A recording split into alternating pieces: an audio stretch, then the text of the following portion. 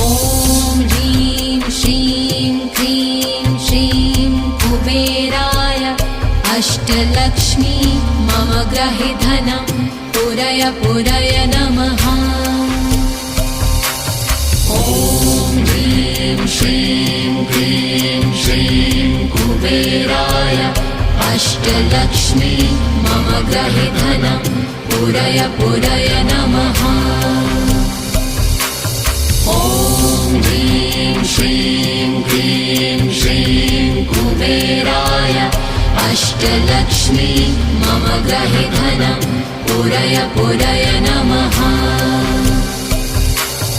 ॐ ह्रीं श्रीं क्रीं श्रीं कुबेराय अष्टलक्ष्मी